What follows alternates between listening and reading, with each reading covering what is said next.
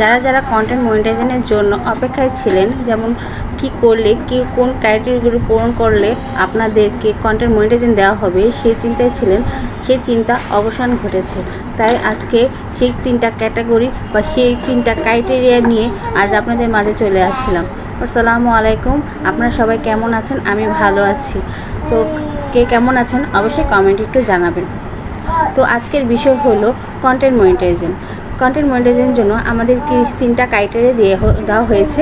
সেই 3টা ক্রাইটেরিয়ার ভিতরে হলো আপনার যারা ফেসবুকের ভিতরে পেজ বা প্রোফাইল খুলেছেন তাদের বয়স অবশ্যই 18 বছরের উপরে হতে হবে। যদি 18 বছরের নিচে যারা ফেসবুকে পেজ খুলেছেন বা প্রোফাইল খুলেছেন তারা কিন্তু কন্টেন্ট মনিটাইজেশন পাবেন না। এটা আমাদের ক্রাইটেরিয়ার ভিতরে দেওয়া হয়ে গেছে।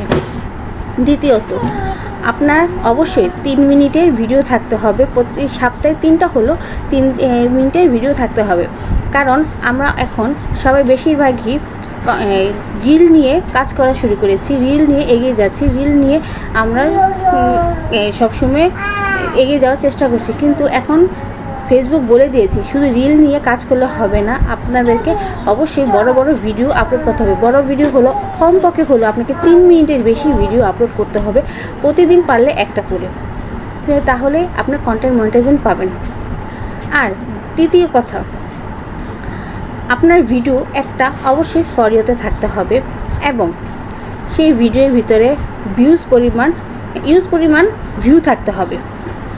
কারণ আপনার যদি ইউজ পরিমাণ ভিউ না থাকে, যেমন 1 মিলিয়নের উপরে ভিউ না থাকে, তাহলে কিন্তু আপনি কন্টেন্ট মনিটাইজেশন পাবেন না।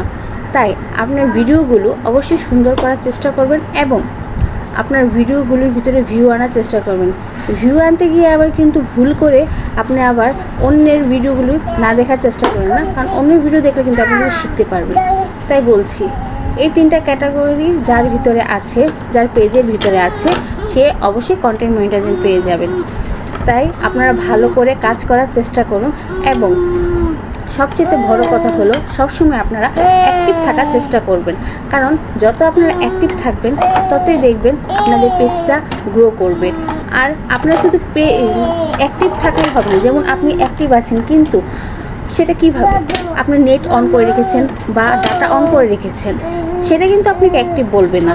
অ্যাক্টিভ হলো আপনি ফেসবুকের ভিতরে কাজ করছেন, যেমন অন্যের ভিডিও দেখছেন, নিজের রিল আপলোড করছেন, তারপরে অন্যের ভিডিওতে কমেন্ট করছেন, রাবড়িয়ে দিচ্ছেন এবং বেশি বেশি ভিডিও আপলোড করছেন, ছবি আপলোড করছেন, তারপরে বেশি বেশি ভিডিও আপলোড করবেন এবং আপনারা প্রতিদিন কিন্তু একটা করে ছবি ছাড়ার চেষ্টা করবেন।